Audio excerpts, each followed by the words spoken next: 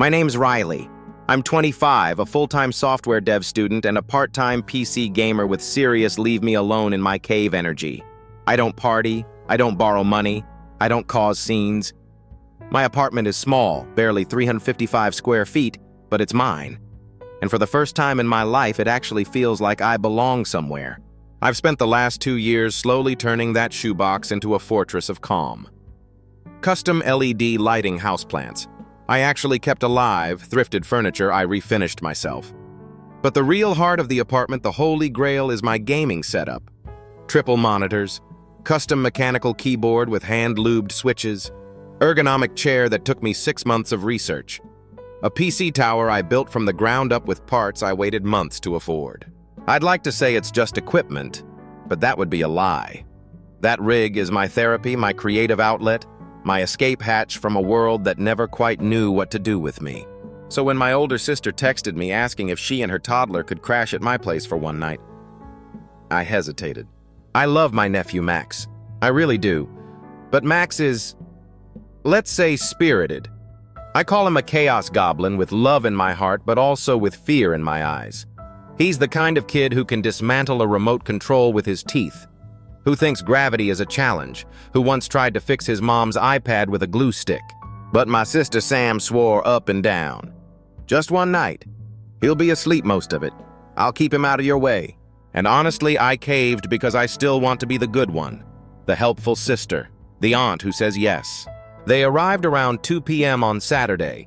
Max immediately sprinted inside like he was on a mission from God. Within 10 minutes, he'd yanked books from my shelf, launched 2 of my succulents face first into the rug, and left a trail of orange juice droplets like some toddler Hansel. I said nothing. Instead, I offered Sam tea, tried to make small talk, laughed nervously while moving anything breakable out of reach. But the moment I asked, "Hey, would you mind keeping Max out of the office? That's where my PC setup is." "It's a little delicate." She made this face. You know the one. The dismissive half-smile that says you're being dramatic. She rolled her eyes and said, "He's just exploring, he's curious, it's developmentally normal." I bit the inside of my cheek. Totally, just please keep the office door closed, okay? That room's kind of sacred to me. She waved it off. Got it, relax. It's one night. She did close the door. I'll give her that. But the way she said relax stuck in my teeth like popcorn kernels. I tried to let it go. We ate dinner. I ordered Thai. Max spilled rice on the couch and climbed the coffee table twice. Sam looked exhausted. I tried to feel sympathy, not judgment. By 10 p.m., Max was finally asleep, curled up in a pile of blankets in the living room. Sam took the couch. I took the floor in the kitchen area, which, yes, is as glamorous as it sounds. I remember lying there staring at the ceiling fan, feeling this weird tightness in my chest, like I'd given away something important and couldn't get it back. I didn't lock the office door. There wasn't a lock to begin with. It's not a real room, just an old closet someone tried to convert during the building's last renovation. The heavy door usually stays shut. It takes effort to open. I assumed that would be enough. Spoiler alert, it wasn't. At 6:47 a.m. on Sunday, I woke up to screaming. I bolted upright. My heart was doing that thing where it beats in your throat. I rushed toward the noise and slammed straight into a waking nightmare. Max was inside the office. One of my monitors was on the floor, cracked across the middle like a broken window. My keyboard stripped of half its caps. Red marker scribbled all over the seat and back of my chair. But the worst part, he had a juice box in one hand and he was pouring it directly into the open top vent of my PC tower. I didn't scream. I didn't even speak. I just shut down, like my own system had short-circuited. My sister ran in seconds later, saw the mess, and said, "I swear to God, oh no, no panic, no horror, just the kind of voice you use when you knock over a cup of coffee at work." My hands were shaking, my mouth was dry. She looked at me like I was the one overreacting. "You should have baby-proofed the room if it was that important to you," she said. That was the moment I realized this wasn't an accident. It was an inevitability, a test I was always supposed to fail. I told her calmly, still frozen, that this wasn't okay. That I had told her. That this was my workspace, not a daycare. She told me to calm down. That stuff is replaceable. So I said, "Great, replace it." She blinked. "I mean, I don't have that kind of money right now." Then I'll take you to court." She left 10 minutes later in a huff. She hasn't unblocked me since. I didn't cry. I didn't scream. I just stood there, surrounded by sticky carpet, shattered hardware, and the faint chemical smell of permanent marker, and waited for my brain to reboot. It didn't, not for a while. By the time I'd cleaned up what I could and double-bagged my PC tower in case the juice was still leaking, my phone was already buzzing. "Mom, you need to calm down. He's 3. Dad, if your setup was so precious, why didn't you lock the door?" My brother, "Do you even need 3 monitors? That's kind of overkill, don't you think?" Every text felt like a slap. Not one of them asked how bad the damage was. Not one of them asked if I was okay. They just circled the wagons around my sister like her toddler had slipped and knocked over a glass instead of crawling through $2,000 of sensitive electronics like a gremlin on a sugar high. I stared at my screen, trying to decide which insult hurt the most materialistic overkill. He's just a kid. But the real gut punch was that no one thought what happened to me mattered. When I didn't respond right away, the guilt tripping started. "Mom again. Do you even know how tired Sam's been lately? She's doing her best. Dad, we taught you better than to hold grudges." Brother, it's not like you used that whole setup all at once anyway. Just chill out. That last one broke something in me. They weren't just dismissing what happened, they were rewriting it, reframing it, flattening it into something palatable, something minor. As if my peace, my space, my effort was optional. Expendable. I didn't respond. Not then. Instead, I filed an insurance claim. Explained it was accidental damage by a guest. I got a polite but cold rejection the next day. Guest damage not covered? Great. That night I didn't eat, didn't game, just sat on the floor staring at my desk like I was holding a vigil for a dead friend. My chair, the one I saved 6 months for, looked like it had been attacked by a feral crayon. My keyboard was Frankensteined together with spare caps from an old Dell. One of my monitors wouldn't even turn on. But none of that compared to the ache in my chest, the kind you get when someone makes you feel insane for caring. And then she blocked me. My sister blocked me. On every app, every platform. No apology, no attempt to meet me halfway. Just a total cutoff after her kid wrecked my space and I asked her to take responsibility. The next day I got a DM from her. "You owe me an apology. Max is 3. He didn't do anything malicious. You're acting like a psycho over some electronics." She sent that, then blocked me again. Cowards move. I screenshotted it anyway, because a part of me was done playing nice. I'd tried the quiet, respectful, no-drama approach. I'd tried boundaries. What I got in return was silence mockery and a toddler-shaped grenade thrown into the only sanctuary I had. I didn't want revenge. I wanted accountability. But I was slowly realizing some people see those things as the same. The breaking point wasn't the ruined tower or the juice-soaked cables. It came 3 days later when my mom called me. Not to check in, not to say sorry. She called to tell me to let it go. "You're being so dramatic," she sighed like I was throwing a tantrum. "Sam's going through a lot right now. She's got her hands full. So do I said. "With a destroyed PC and a repair quote I can't afford." There was a pause.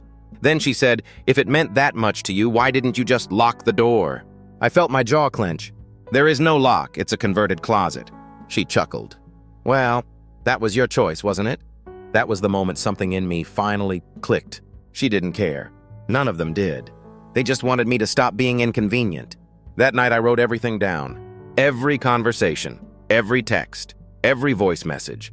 I made a Google Drive folder titled Maxgate and dropped it all in. Then I posted the story on Reddit, mostly for catharsis. I didn't expect it to blow up, but it did.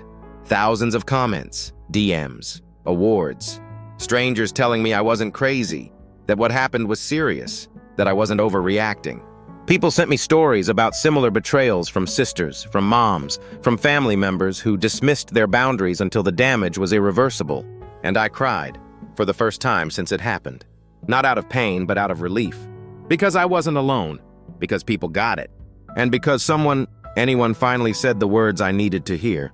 That was not okay. It started with a knock. Not a text, not a call. An actual knock on my apartment door. I hadn't heard one of those in weeks. It was my brother-in-law. I opened the door and almost closed it again out of reflex. The last thing I wanted was more family, more excuses, he's just a kid. But he held up a hand. "Can I come in? I'm not here to argue." His voice was calm, embarrassed, tired. I let him in, mostly because I was too drained to do anything else. He took one look at the chaos, the stripped keyboard, the stained chair, the open PC tower half disassembled on the floor, and he just sat down. Said nothing for almost a full minute. Then he said, "This isn't a toddler tantrum, this is sabotage." I blinked. "Excuse me." He nodded toward the tower. Max can't reach that high, and he doesn't even know how to open juice boxes by himself yet. He has to ask. I stared at him. I had wondered in the back of my head, in the part I'd buried under guilt and self-doubt, whether something didn't add up. But hearing it out loud made my stomach twist. "She said Max got in when she was asleep," I whispered. "She told me she left the office door closed," he replied. "So I brought Max with me today." I raised an eyebrow. He looked at me carefully. I asked him to try opening the office door. And he couldn't. I sat down. Hard. The door is heavy. It's not locked, but it takes effort. 2 hands and a good tug. I figured a toddler couldn't manage it, but I didn't want to believe the alternative. "Maybe she opened it and forgot," I said, still grasping for the benefit of the doubt. He shook his head. "She didn't forget." There was something in his voice, not anger exactly, just disappointment. He pulled out his phone and showed me a screenshot. A group chat between him and Sam from earlier that week. She'd messaged him, "I honestly think Riley needs a reality check. She spends too much time on those damn games anyway. It's getting unhealthy. Maybe this will be good for her." He looked up at me. "She told me you had a gaming addiction, that maybe this would wake you up." My mouth went dry. 4 years ago, I'd spent maybe $300 on Genshin pulls. That was it.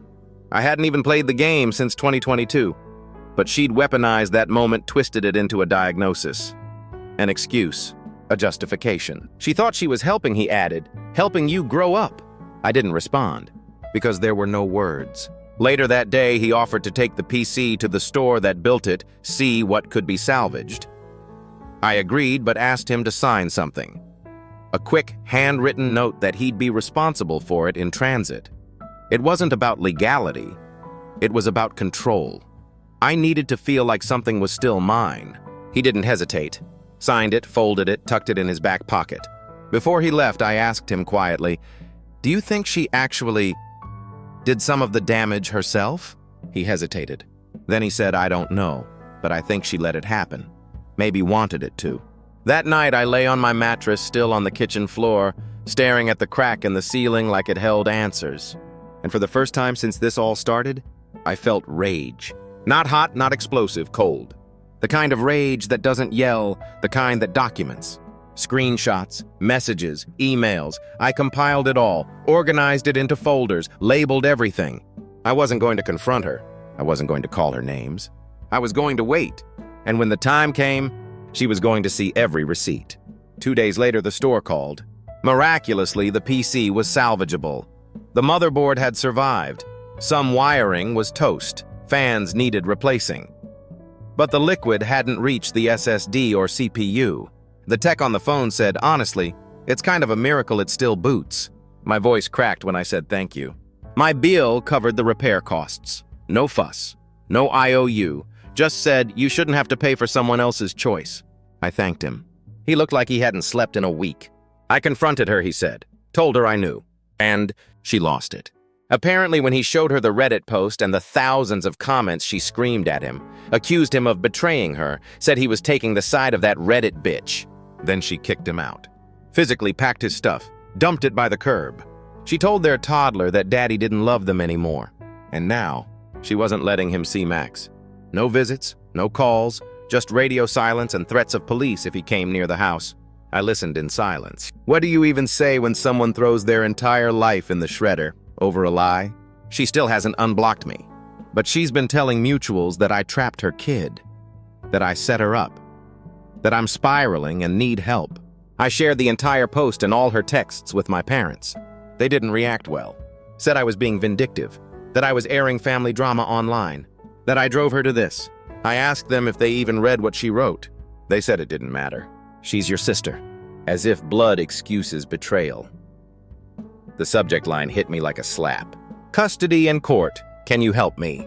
I stared at it for a long time. Not because I didn't know what it meant I did, but because I'd hoped it wouldn't come to this.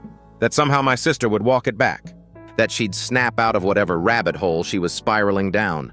She didn't. I opened the message. My brother-in-law didn't waste time. She's refusing to let me see Max. No phone calls, no visits. She told her lawyer I'm mentally abusive and possibly cheating with you. There it was, in writing. The full unravel. I need a statement from you, he continued. Something that confirms what really happened, the PC, the door, the texts. I'm filing for temporary custody. I read it 3 times, and then I sat there numb, staring at the wall, thinking about Max, about the juice box, about that night, the mess, the red marker, the silence. I thought about how I almost convinced myself that I was the problem, that maybe I'd overreacted, that maybe stuff is replaceable. But now here we were.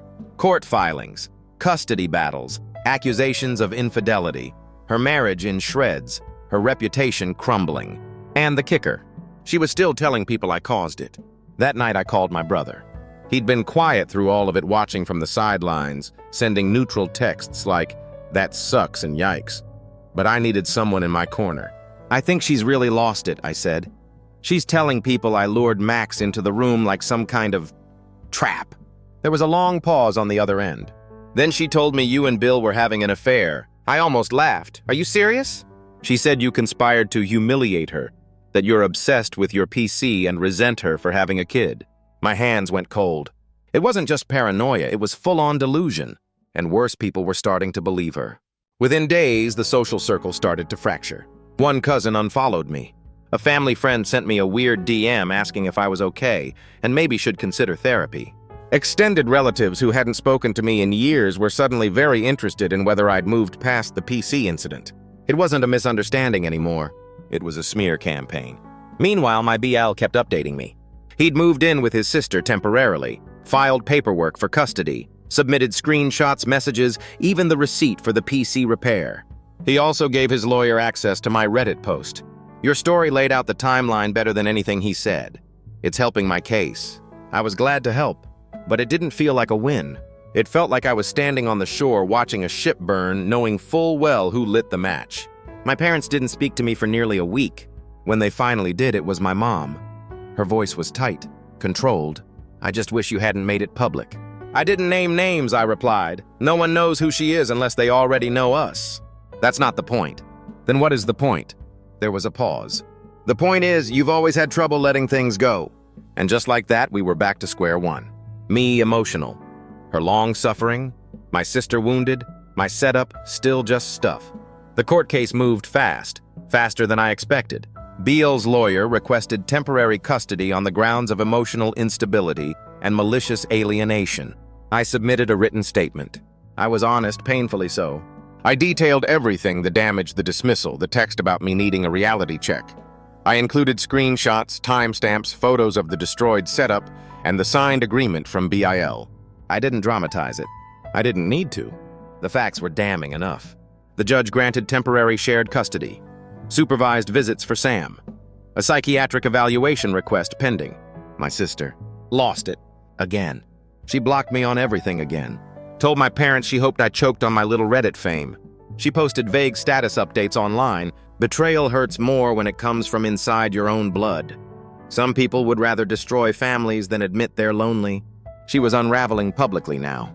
Friends started reaching out to me quietly, asking what really happened. Some of them apologized. Some didn't. And through it all, I stayed silent. Because when people show you who they are, you don't argue. You don't correct them. You just take notes. Max is safe now. With his dad. Happy from what I hear. Drawing on paper instead of furniture. I haven't seen him since the incident. I miss him even though I'm still a little afraid to. Part of me wonders if he'll ever understand what really happened. Or if he'll grow up thinking I was the villain who ruined Christmas. The thought makes me ache. But I'd rather be the villain in someone else's fairy tale than the victim in my own. The phone rang just after 10 p.m. It was my dad. That alone was weird enough. He doesn't call. He texts like he's signing a work email, and even that's rare. I almost didn't pick up. But something told me I should. His voice was off, thin, like he'd been holding his breath for hours. "Your sister," he said. "No, hello." My heart dropped. What about her? She kicked Bill out, told him never to come back, packed his things, left them out in the rain. Screamed that he was conspiring with you to destroy her life. I said nothing. What was there to say? He kept going. She's locked herself in the house. Won't let us see Max, won't let anyone inside. Says if we come near her again, she's calling the police. I could hear it in his voice now, the thing none of them wanted to admit. Fear. She's not well, Riley. It should have been a moment of vindication, but it wasn't. I didn't feel triumphant, I felt sick.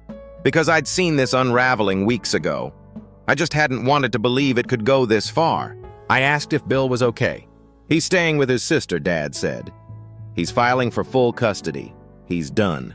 I nodded even though he couldn't see me. Then came the part I didn't expect. You need to apologize. My blood went cold. What? Just to smooth things over, he said quickly. She's unstable. She feels cornered. If you could just... No. He paused. Riley. She blamed a toddler for wrecking something she opened the door to. She told people I lured him in. She said I was obsessed and mentally unwell. And now she's locked her own husband out and is holding her son like a bargaining chip. I didn't raise my voice, but it landed like a slap anyway. I'm not apologizing for surviving the damage she caused. Dad was quiet for a long time. Then he muttered, "You've always been too proud," and hung up. A week passed. No one called me again. My mother texted once a single line. "You've done enough." I screenshotted it, added it to the folder. Meanwhile, things got worse. I got DMs from people I hadn't spoken to since high school. "Your sister says you faked the whole thing for clout. She told her church group you're trying to get her kid taken away. She said you posted photoshopped screenshots." The smear campaign was now in full swing. And you know what? I didn't fight it, because I wasn't in the business of changing anyone's mind anymore. But then, one message stopped me cold. It was from a mutual friend of my sister's, someone I barely knew. "You might want to warn your BL. Sam said something about getting proof he cheated. She mentioned setting him up somehow. It didn't sound right. I read it 3 times. Proof. I messaged back. What kind of proof? She just said he's not squeaky clean either and that it was time to even the score. She was ranting. But she mentioned you again. Something about you both needing to learn a lesson. That night I barely slept. I kept picturing Max stuck in the middle of a war he didn't ask for, used as leverage, as justification, as an excuse. And I pictured Sam sitting in her living room, scrolling, scheming, convincing herself that this was all righteous, that we deserved it. 3 days later, I got another email from BL. She served me fake cheating texts, printed screenshots. They're clearly edited, but her lawyer still submitted them. My lawyer's furious. He attached the screenshots. They were bad. Poorly photoshopped, clunky as hell, wrong font, wrong bubble color. But she'd gone there. She'd crossed that line. Falsified evidence. When he confronted her, she screamed. Not cried. Screamed. Said he betrayed her. Said I put him up to it. Said he'd always wanted her gone. Her words, according to BL. Riley ruined everything. And you let her. This is your punishment. Both of you. I hope you lose everything you care about like I did. And that was when it hit me. This wasn't about a PC. This wasn't about a kid. This wasn't even about me. It was about power. Control. About making sure that if her world burned, ours had to burn too. At this point, Bill's legal team had enough to move forward with full custody. The court ordered a psych evaluation. The temporary supervised visits were suspended. Max was placed with BL full-time pending further review. And my sister, she doubled down. Started telling people I was dangerous, that I'd tried to take her child away, that I was jealous of her family.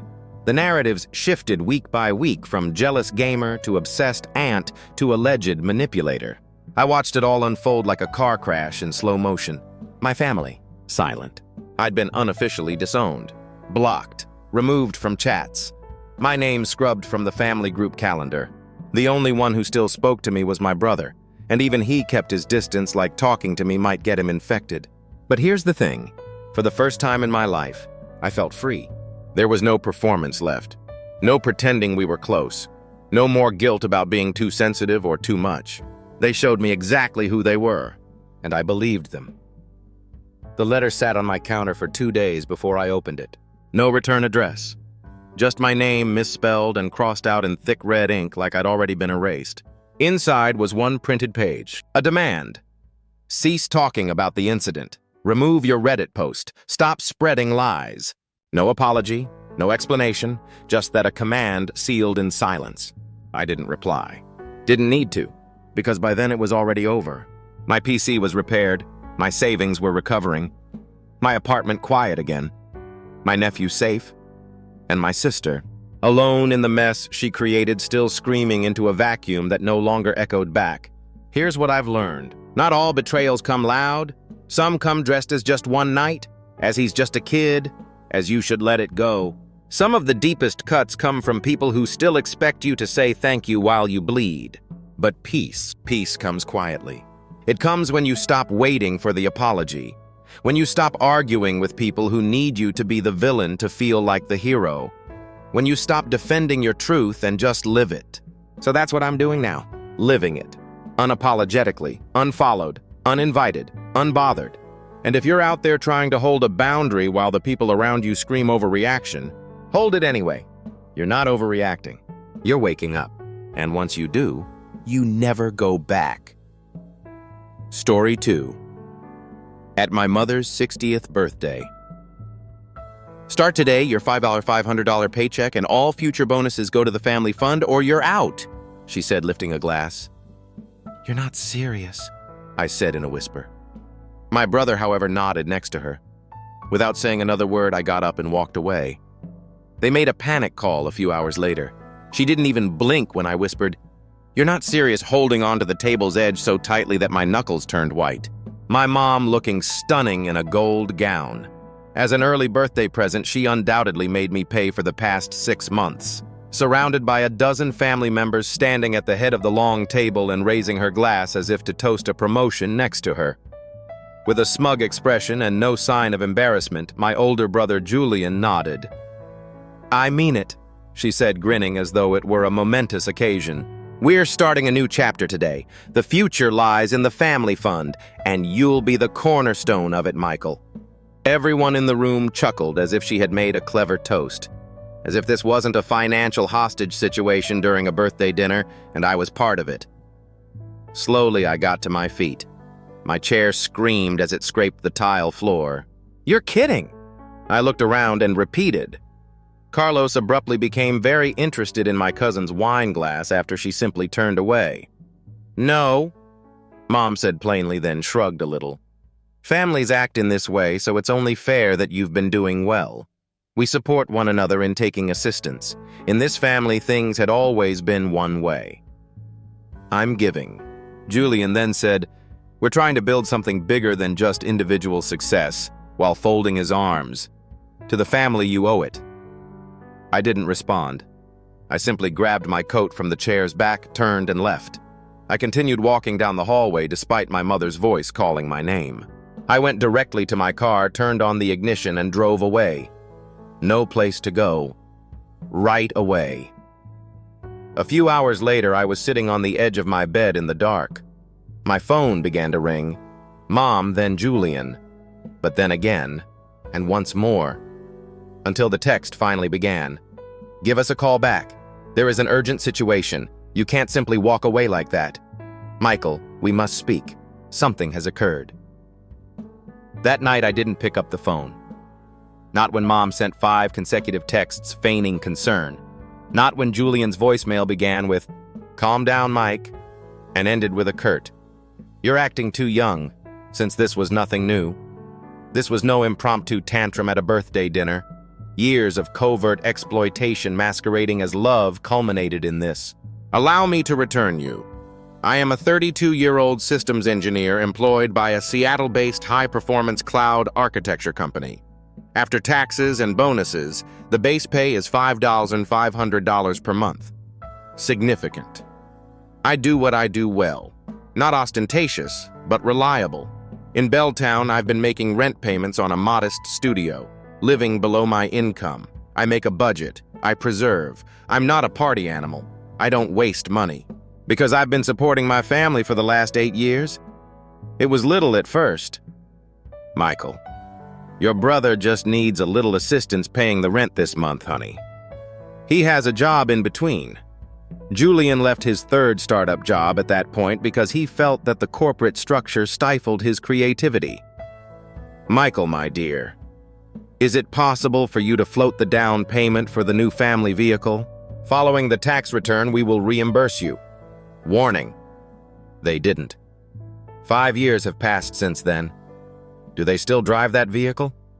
Call it nonetheless, as if I had never even sat in it before. After Dad's death, things became more heated. Abruptly. Aneurysm. Not a warning. Someone had to step in, so I did. At 25, I was still making student loan payments. Abruptly, I found myself paying the mortgage on a home I didn't occupy. Julian. He is in mourning. 2 weeks after the funeral, according to Mom, he and his girlfriend traveled to Cancun to grieve.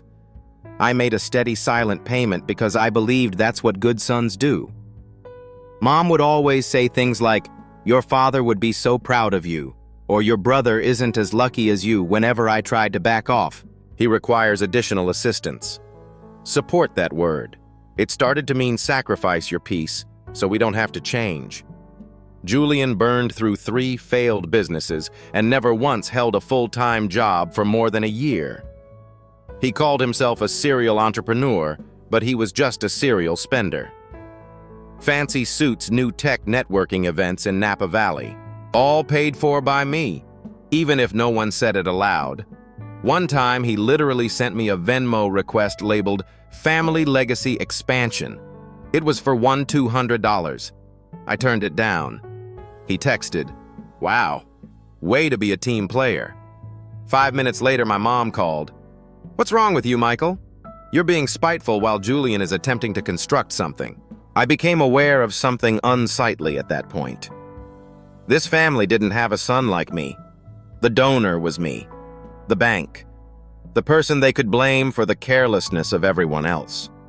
It was therefore not shocking when the birthday dinner took place. This was the first time they had made such a statement in public. It wasn't the first family fund. It had been there all along. It was simply unspoken before.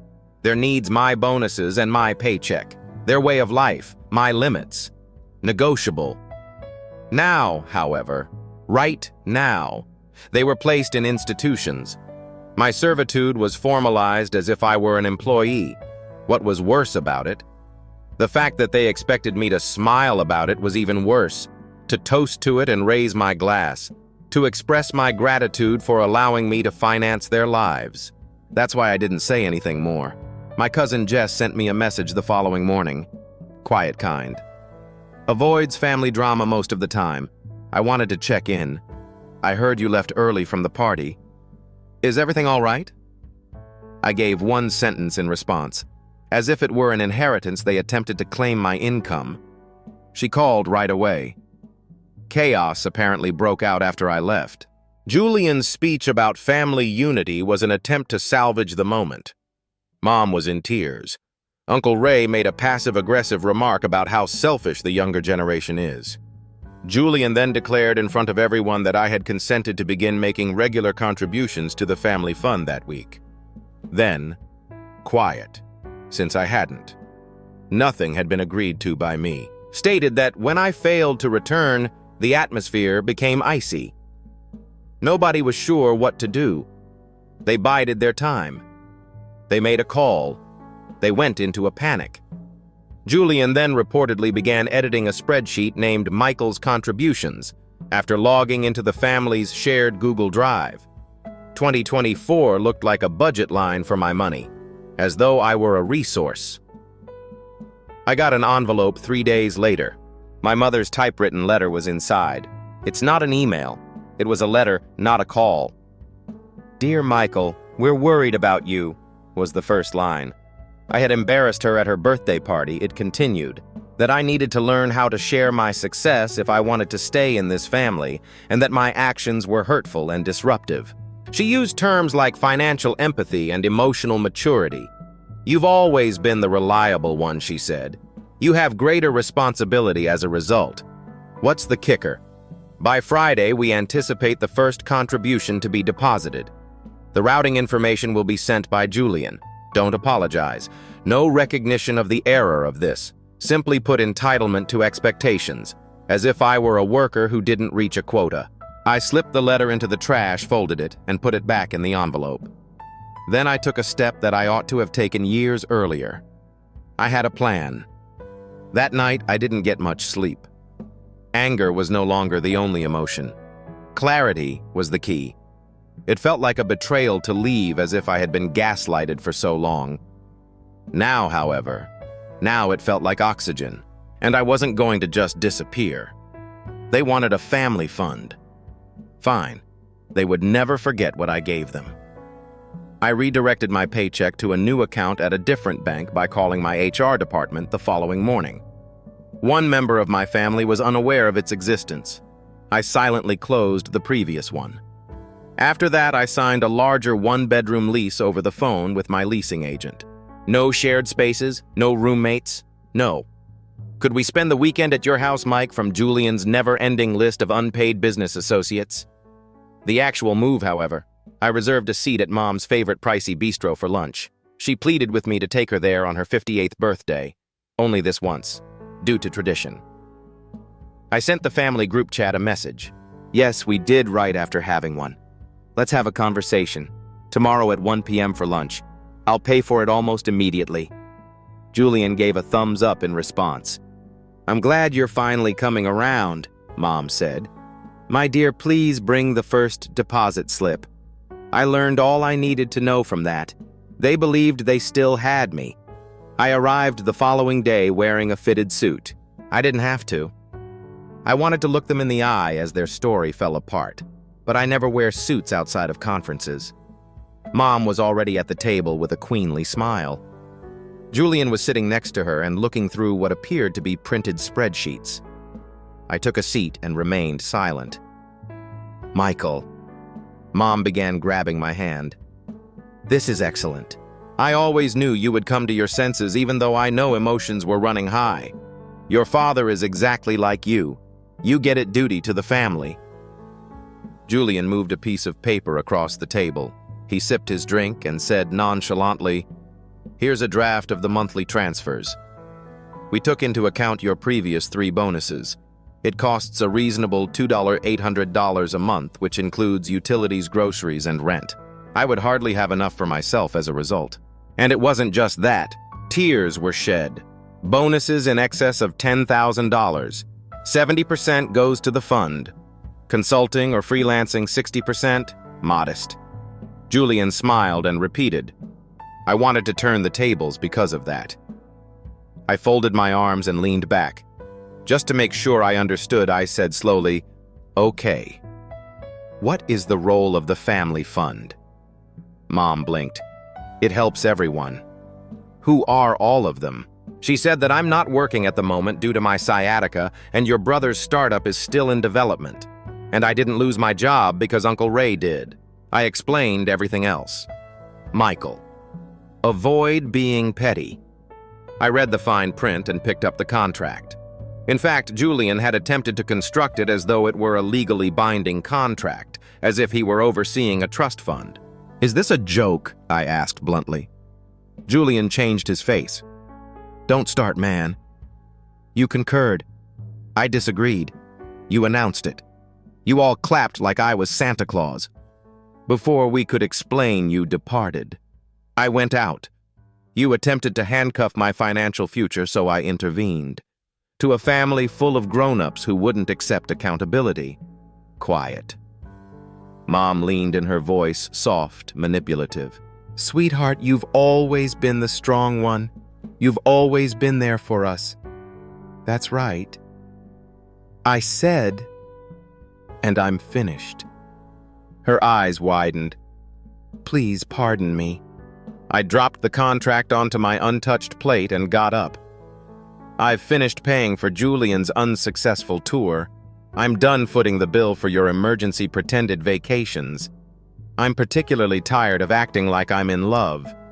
The same amount of sacrifice. Michael. She let out a gasp. Don't speak to your mother in a rude manner. No, you are no longer allowed to blame me. After years of draining me, you have no right to call me ungrateful. Julian got to his feet. Hey, bro, relax. I looked over at him. You are 35 years old. Adult up. Get a job. Julian, you're not creating a legacy. You're holding on to one that was made by someone else. He tightened his jaw. Do you believe that you are superior to everyone? No, but I'm better than this, I said. I took out a folder made of manila and placed it on the table. What is that, Mom inquired. Receipts. Every transfer I said, every present, each and every loan. You promised to repay more than $78,000. I calculated it. Julian gave a snort. Are you now keeping score? I gave him a direct look. Indeed, since you never did. I turned to leave. His mother called my name. Didn't turn around that evening. The message began, Julian, Mom was embarrassed by you. You are behaving like a kid. This is only a phase, Mom. You'll settle down. Give me a call. Then there was quiet. Then 2 days later, fear. Julian. More family ties or startup investors were leaving. The word had gotten out. I had stopped contributing to the fund. And you know who they all believed to be the true source of funding? Me without my name on it. The entire operation appeared to be a setup, and as a result, it ultimately collapsed. Uncle Ray and Aunt Carla called next, followed by a voicemail from Mom that began calmly and ended with tears. Please, Michael, your brother did something wrong. All we need is a little assistance to get through this quarter. After that, we can go over the numbers again. All right. No. No longer. The consequences were immediate. It was like removing a Jenga block from the base of the tower they had constructed on my back the moment I left that lunch. Everything started to fall apart quickly and loudly. That same afternoon, I switched my phone number. Not anymore. Would you mind speaking for a moment? Julian's voicemails. No more Michael. That was not our intention. Mom texted. I had stopped playing cleanup. For the first time in years, I was finished. I had the silence and it was wonderful. They didn't take it well, though, not even close. By the end of that week, Julian had sent me an urgent email. Read about his company, please. When investors discovered that I was no longer the primary financial backer, they withdrew their largest supplier and abandoned the project that I had been covertly funding for years. It turns out that Julian had been using my name and pitches without my consent, saying things like, thanks to family support, we have 6 figures of runway, and my brother has us covered through Q4. Everyone is watching, all predicated on the idea that I would never leave. However, I did, and in a matter of days, the financial house of cards he constructed under my name fell apart. Mom began phoning burner numbers. I paid them all no attention. Then the subject line appeared in an email. There is still time to correct this. What should be fixed? Your total reliance on me. You've believed for decades that I only exist to support your extravagant lifestyles. Nothing needed to be fixed. All that was to be claimed was freedom. I had moved into my new apartment in less than 2 weeks, larger than I required, sleek and contemporary. Like a vault, it had a heavy door that locked, the kind of door that nobody trespasses through to use your Wi-Fi or spend the weekend in a crash. At last, I received my pay. I didn't figure out how much I needed to save for Julian's emergency phone upgrade or my mother's dental work before I went grocery shopping. I made an investment in new equipment for my side business. I signed up for a gym, slept, inhaled. I didn't see fatigue when I looked in the mirror for the first time. I was spotted. It was both beautiful and surreal. The family then started to fall apart. As if I were some sort of fountain, Uncle Ray called the man who once told me that money flows upward in families. You wanted to talk to me about how I handled the situation. I informed him that I would only communicate via email. Carla sent me a Facebook message to check on me, but he never got back to me. Said that Julian appeared to be a ghost and that Mom was devastated. Despite her differences, I left her on Red Cousin Jess. She texted you, and whatever you said to them rocked the whole family tree. I chuckled. It also didn't feel bitter for once. It was earned. Then the tipping point arrived. I received a call from an unidentified number a month after I disconnected them. I wouldn't normally respond, but I felt compelled to pick Michael up. Mom was the one. She spoke in a tiny, strange voice. "I'm in your structure. All I want to do is talk." I nearly hung up. Nearly. Something within me, though. There was a tiny portion that could still recall a time before the manipulation. Let her have 5 minutes. That was all. 5. She held a Tupperware container as if it were a peace offering while she waited in the lobby. My favorite rice and roast chicken were inside, like I was a child again. She didn't grin, didn't plead. "Can we sit?" I just said. In the corner we discovered 2 chairs. I said nothing at all. She began slowly. "I was unaware of the harm we were causing to you?" "Not at all." I arched an eyebrow. "Required a financial collapse and public outcry for that?" She grimaced. "Yes, I am aware of how that sounds." After that, she took a folder out of her purse. Receipts. All of my transactions, deposits, and transfers to pay off the mortgage. Julian's failed business ventures. She claimed that a friend had given her the cruise as a gift. A total of $78 or $450. "You kept records," Julian informed me. I didn't think he was real. I assumed you were simply being aloof. I examined the figures. Chilly. This was a matter of survival. My autopsy on finances. She went on. "I don't expect forgiveness. I simply wanted to let you know. Now I see it. Everything." Then she said it. I thought I would never hear that one sentence. "You were used by us, not trusted, not requested assistance, utilized." She said, "I wanted to think I was being a good mother. However, I was using you as a source of revenue. I referred to your pushback as ungrateful." Her voice broke, and I apologized sincerely. I remained silent. I simply sat there and let her confession ring like a church bell in my ears. The folder was left on the chair next to me by her. She left after that. Julian texted me 1 week later. "Don't be theatrical. Just, you were correct. I'm beginning anew. This time for real." Then a picture of him at a warehouse holding a clipboard while wearing a work vest. Minimum wage position. Real work.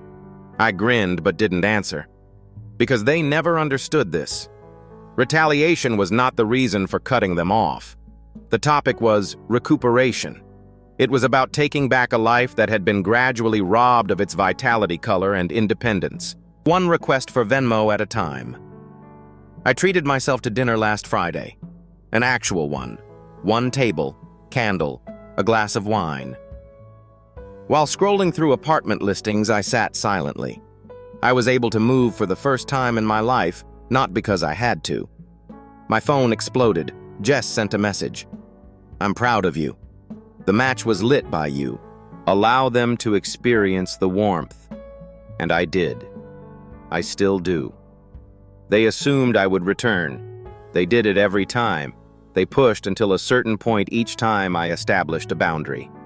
Every no turned into maybe every. This is the final instance. Became yet another anomaly. Not this time, though.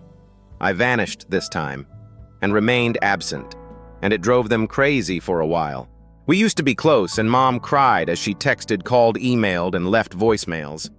Julian tried to force me back into the role I was born into by sending me a series of messages filled with guilt. The bank, the backup plan, and the fixer. I paid them all no attention, and they became anxious because for the first time their plan had not worked out when the silence lasted longer than they had anticipated. Furthermore, I didn't rush back to make things right. The finest aspect, my life immediately improved. For reasons unrelated to me, my account balance stopped declining. At last, I had my weekends.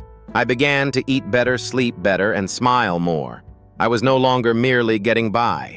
I was getting better. At last, I had space to construct my life, not theirs. I resumed my old pastimes, took a genuine holiday, purchased items for myself that I once referred to as needless luxuries, because it was always someone else's crisis. I went back to dating someone who asked me what I loved instead of what I earned. And I experienced a wild and alien feeling for the first time in my adult life. After several months. Mom wrote me a handwritten letter that was smeared with tears, which I didn't realize were there because we were barely surviving. Julianne is also having trouble. She referred to it as a miscommunication. I referred to it as 10 years of financial strain that I was never permitted to question. The family missed me, so she pleaded with me to come home for Thanksgiving. That without you, nothing feels quite right. For the first time, everything in my world felt just right, and I nearly burst out laughing. Not long afterward, Julian became dark. He told me that after the startup failed, he moved in with a friend. No income, no more investors. She only mentioned that he was at last discovering what life without a safety net is like. Not with me. Excellent. Give him the same weight and strain that I used to bear by myself as he grows. Then perhaps he'll get it. Perhaps he will finally understand. He might not. But saving him is no longer my responsibility. The reality. I was never loved by them. I did something for them that they adored, and the moment I ceased to produce, ceased to bend and to sacrifice, they became icy, accused me of being unfaithful, because saying no is the greatest sin in their world. However, I would rather be despised for leaving than adored for being a doormat. And now, they now have to live with that decision. I also live with mine. I sipped the most expensive coffee I could find last week while sitting by myself in my favorite cafe. I grinned as well. It was because of the money I spent that day, not because of the scenery or the silence. I owned it, I earned it. Spent money on me. Not sucked into some endless family abyss. Not stolen in the name of solidarity. Only mine. And to me, that was freedom, even though it might not seem like much to others. The last truth is as follows. Your paycheck is not something you owe your family. Your peace is not due to them. Just because you share DNA doesn't mean you have to live your entire life with them. They owe you nothing. As soon as they begin to treat you more like an asset than a human being, they referred to me as cold. I was referred to as heartless. They accused me of being ungrateful. All right, permit them. Being ungrateful is preferable to being used. I'd rather be by myself than exhausted. I prefer to be free. Totally. With strength. Unreservedly free. I am too. Story 3. On Christmas Eve, I unintentionally discovered a private family chat called Family Ranking. Always overreacting was my name. March 10th. Dad wrote, "At least he pays the bills." Fortunately, we are proud of the golden child. I sent a single text. Thank you for being transparent. I canceled 3 payments the following morning, silently. They discovered a USB in the mailbox there that evening. I am highlighted by one file. Last underline. They never reached the conclusion. On Christmas Eve, I arrived carrying a bottle of red wine, 0 expectations, and 2 grocery bags. That was my first mistake. I told myself this year would be different, or at least quieter. My plan was simple. Eat, stay polite, leave before dessert. But they had other plans. It started with my sister handing me her phone to show a photo of her new puppy. She forgot to close her apps. When I tapped the home button, a group chat opened. Family Ranking. I didn't even mean to look. It was just there. Mom had written, "Do you still believe he overreacts March 10th? He pays the bills at least. Fortunately, the golden child makes us proud after that." I was able to stop acting as though I didn't understand this family by looking at the screen for 5 seconds. Enough time for something to settle. Not anger, not grief, just closure. Without saying anything, I returned. The phone went down the hall, launched my banking app, and canceled 3 payments. Streaming bundle for mortgage buffers. Turn off the electricity. Lost. I then sent a single text message into the group chat. Thank you for being transparent. That was it. Just leave no shout, no scene. They were caught off guard. Most likely assumed I would pout for an hour and return in time for presents, but I was already stuck in traffic and driving home through black ice. I'm wondering how long I thought tolerance was the same as love, since this was nothing new. Not at all. When I paid for their anniversary dinner, $7,500 was spent in a single evening, and they chuckled when my brother raised a glass to the people who truly mattered. The neighbor was by himself last year, so I recall getting bumped from Christmas dinner. When I received $9,800 on my card for my sister's wedding, I recall being told to make myself useful. And I kept silent the entire time. Beneficial. Trustworthy. I reasoned that if I simply did more, I would give more. I would eventually be worth more if I earned more. However, it was clear from the group chat. Transactional, not personal, was my value. I served as a backup wallet and feature. So I pulled back. I sent them a USB the following morning. No label for returns. It contains only one file. Have fun. Emphasize me. Emphasize. Finally, a recording was made. My screen. Accessing systems that they were unaware I owned. Taking away access. License termination. Downloading bills that have their names next to mine. No drama, no threats. Only locks. That evening, they began opening it, but they left it unfinished. I looked at the analytics.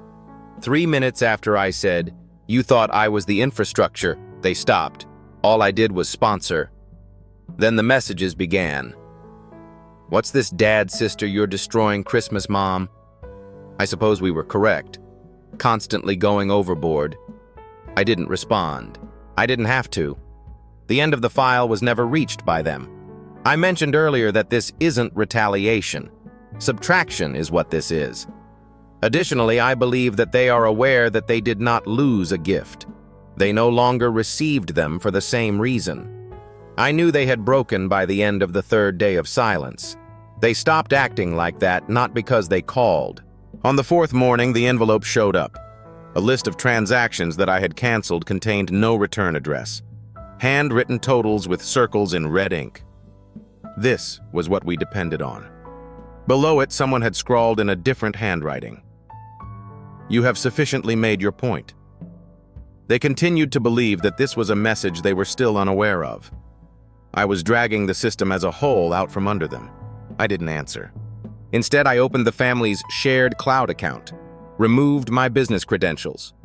That account had hosted their backups, their home camera footage, even my sister's wedding videos gone in 2 clicks. Next, I logged into the Wi-Fi controller, disabled all devices tagged as parent_room kitchen echo and golden child_office. Smart locks, thermostat, router locks. I cleaned my fingerprints all over the place. Then I changed the password on the admin account and left one note in the system. Lock access removed. Consult your favorite child at 9:17 p.m. The real explosion hit. My phone lit up. Group threat screenshot attached a folder. The folder was titled Backbone, and it was mine. It apparently founded on an old shared drive. I forgot to lock down. Inside were receipts, wire transfers, contracts, a full archive of every dollar I funneled into this family over the last 7 years. And beside it a spreadsheet with tabs labeled by name. Every favor, every payment, every bailout, itemized. I had made it to keep track. They thought it was a weapon. And maybe now it was Mom. How long have you been keeping score? Dad, this is disgusting. What kind of son does this, sister? Do you truly believe that you are superior to us? I gazed at the display. I then clicked Reply All. Receipts were kept by you. I maintained documentation. The only difference is that mine had no thank yous. For 10 minutes, I watched them type and delete. The bomb then fell. Dad sent me a direct message, not the team. We are sufficiently embarrassed by you. But be aware of this. We'll take action to prevent you from sharing this in the future. That sentence. The shift was that, because they said it aloud for the first time. It had nothing to do with family. It had to do with control. I then opened a new email window, sent it to my lawyer, and attached the whole folder. A contingency plan for the subject line. I then took one last action. I created a PDF file called Legacy that contains the complete transcript of the family ranking chat, complete with timestamps. I still haven't sent it. However, it is currently stored on 5 different drives, all of which are encrypted, and if anything, have release dates set. And I mean, I can experience anything, either my account or the final piece of real estate I purchased in their name. Let them ponder. Allow them to perspire. I was to be ranked. See how they managed to get by without their foundation. I never responded to any messages. In my apartment, I sat by myself. Through dusty blinds, streetlights flickered. I was not anticipating an apology. I desired lucidity, limitations. Everything had been painstakingly planned right down to the last detail. This was the last phase I started. I posted an anonymized version of the family ranking chat to a brand new Telegram channel 3 days prior. I substituted roles provider, golden child, and ovary actor for the names.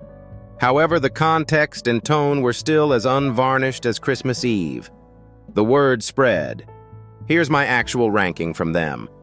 The channel had more than 300 followers by dawn, co-workers and friends in common, distant family members.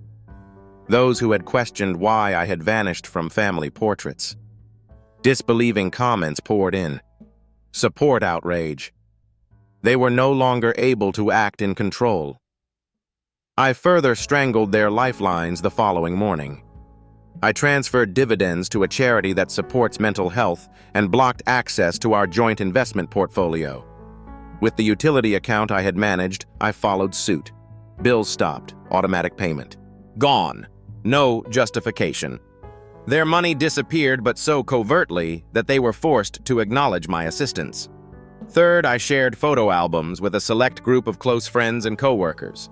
No drama, only joyous times. My hike for my birthday. Volunteering. It was my first bonus check. Messages and invitations returned. What time will we catch up? I had a social world without them. I didn't need their approval of my story. It was too much for them to bear. Their true voices then came out. My attorney called with a scanned copy of my parents' letter. We admitted that the trust had been betrayed. We are considering legal action but are open to negotiation. If you restore access and sign an NDA. In return for my concessions, they demand control, silence, and demands. I was aware of its hollowness. When had they ever valued blood more than money? I drafted my reply. Long before any financial action was taken, trust was betrayed. How recently did you see me for who I am, not your ATM? My terms are straightforward. An official written acknowledgement that I was important on an emotional level rather than a transactional one. We can then have a conversation. I made a voice message that night. I served as your safety net. You even referred to me as dependable but silent. I'm just dependable to myself now. Put your gratitude in writing first if you want me back. Then evidence rather than threats. I didn't press the send button. The unexpected twist came to me 2 days later. My sister sent me a message on Skype. In the family chat, nomgin directly, not through parents. Do you recall Mom's hidden account? We located it. My heart thumped. She claimed that they had found a secret trust account that our mother had created, meant for her children's education decades ago. Not touched. It was still funded and unclaimed up until this point, but they were now adamant about getting to it. And they went back to being legal if I didn't comply. It wasn't to silence me, though, this time. To keep that money under control.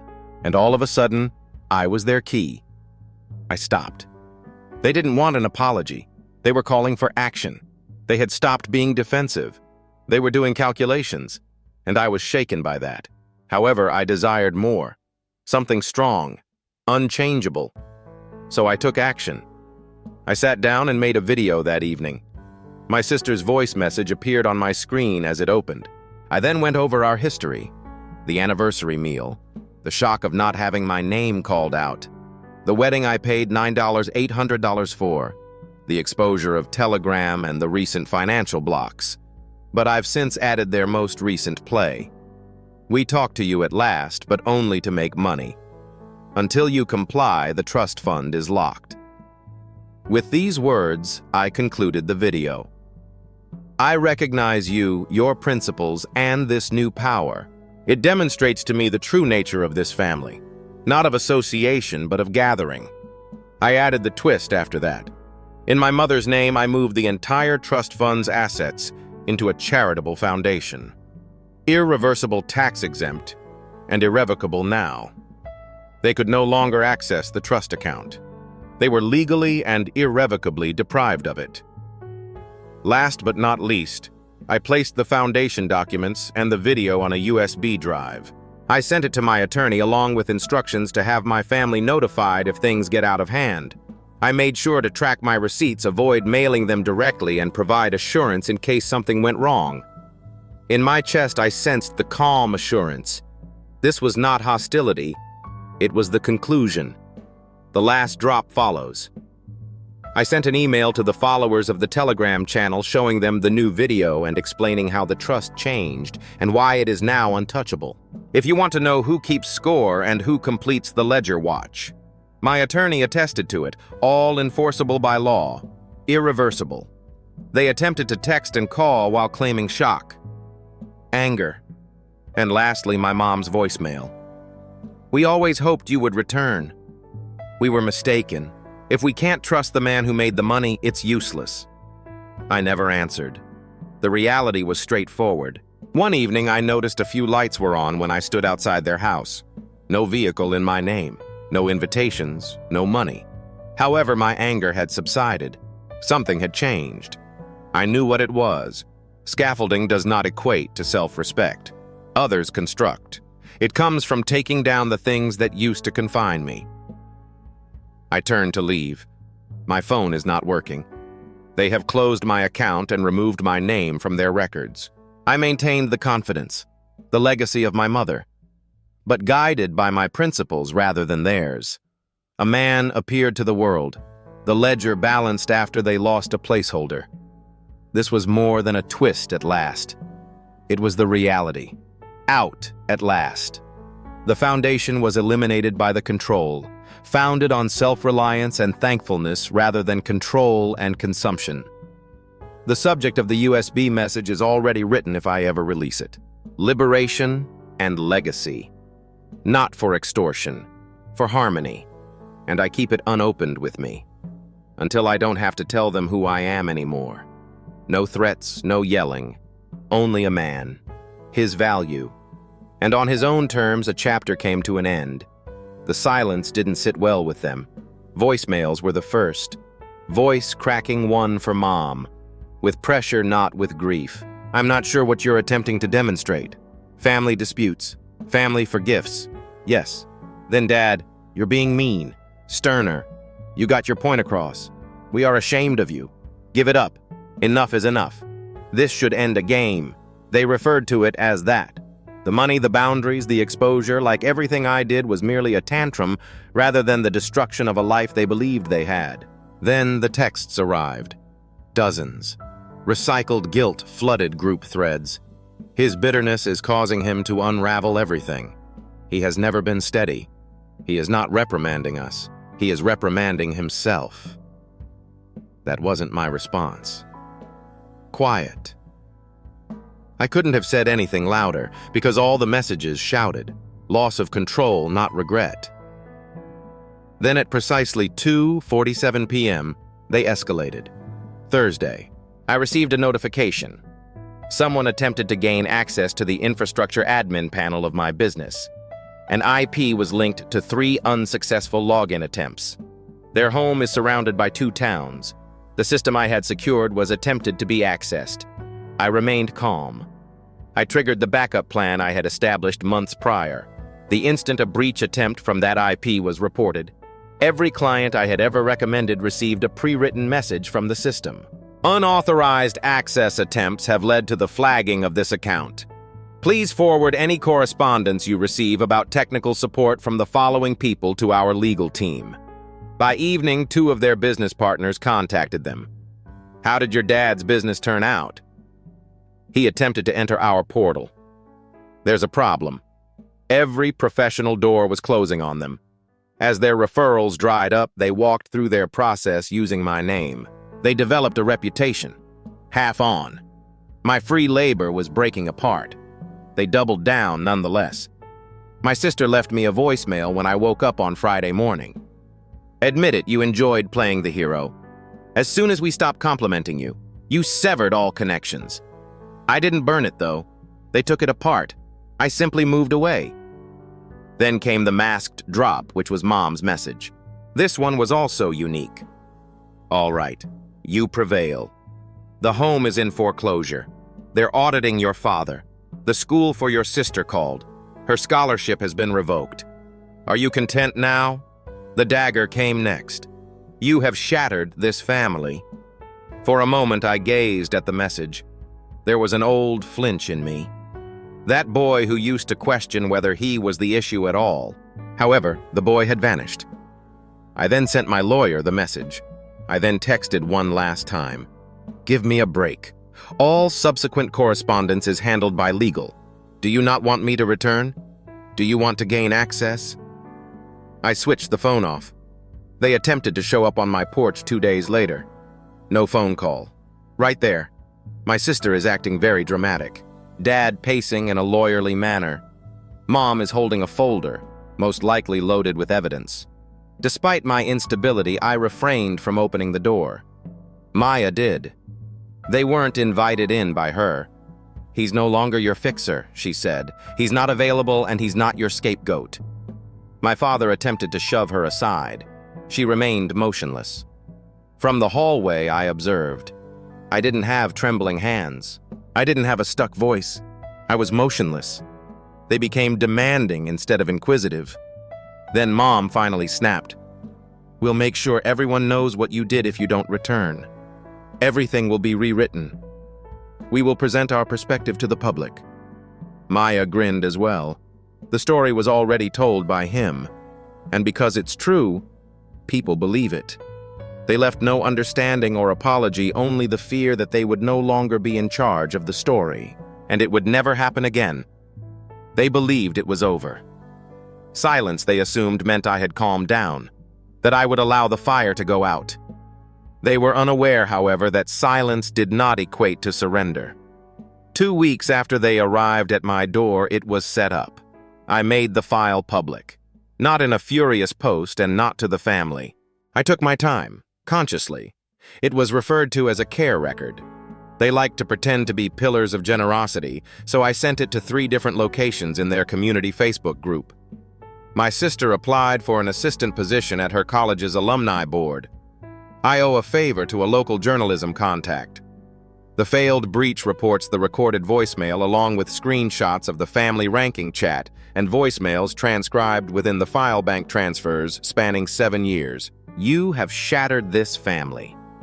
Last but not least, the trust fund reroute documentation demonstrates that every cent was lawfully redirected. I used a single line to close the file. I am referred to as dramatic. I saved my receipts. The answer, nuclear. The Facebook post received more than 1,200 shares in a single day. The comments came pouring in. Teachers, former neighbors, and even people I hadn't spoken to in 10 years. His disappearance from family gatherings has always baffled me.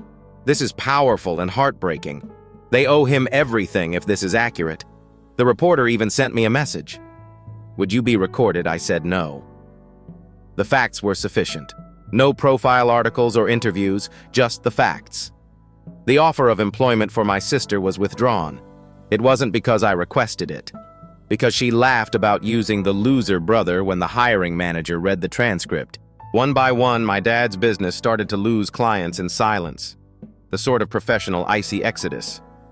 My mother cannot be argued with. She attempted damage control by writing a lengthy Facebook essay about how a misunderstood son was distorting private family matters. It arrived in a matter of hours. The folder was even linked in the comments by someone. Excellent response. Are you having problems? Number completed at last. Then the part arrived. The response was unexpected. I began receiving emails from unfamiliar senders, unfamiliar people, one from a Nevada woman. I had to face my parents because of your story. One from a Toronto-based man. My therapist has received your file. Since then, we have been addressing my guilt.